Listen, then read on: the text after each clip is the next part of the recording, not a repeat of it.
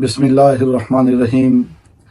مدینہ طیبہ میں اسلام کی سب سے پہلی مسجد جو نبی رحمت صلی اللہ علیہ وآلہ وسلم نے اپنے ہاتھوں سے بنائی وہ مسجد قباء ہے۔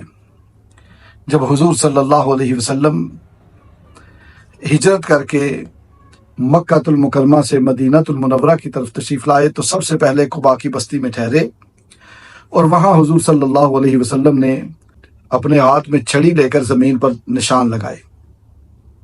نشان لگا کے صحابہ اکٹھے ہیں، حضور نے پتھر اکٹھے کروائے، اور پھر سب سے پہلے اپنے دستے مبارک سے، اللہ اکبر، ید اللہ کے ہاتھوں سے حضور نے سب سے پہلے پتھر رکھا اور پھر صحابہ کی طرف دیکھا۔ سیدنا صدیق اکبر کو اشارہ کیا، ابو بکر ادھر آؤ۔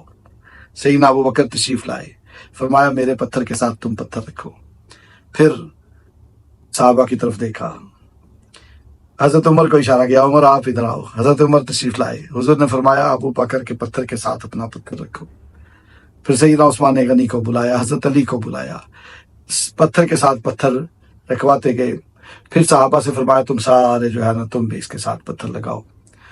حضور صلی اللہ علیہ وسلم نے اسلام کی سب سے پہلی مسجد قباء کی بستی میں بنائی۔ اللہ اکبر۔ اس سے ہمیں ایک یہ بھی تعلیم دی کہ حضور جہاں ٹھہرتے تھے مسجد بناتے تھے۔ اللہ اکبر۔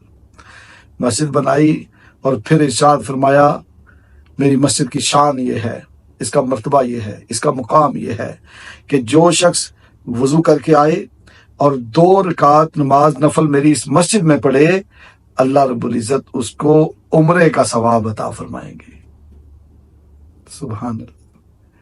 یہاں سے احرام باندھ کر کئی دن کا سفر کر کے اللہ اکبر عمرے کے لیے جاتے ہیں، طواف کرتے ہیں،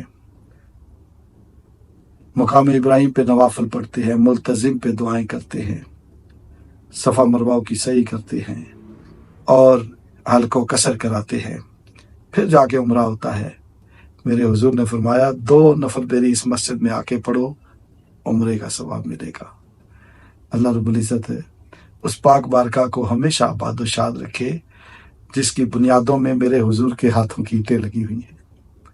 اللہ تعالی ہمیں بھی اس جگہ کی زیارت نصیب فرمائے اور ساری امت مسلمہ کو اس مبارک جگہ کی حاضری نصیب فرمائے۔ آمین ثم آمین۔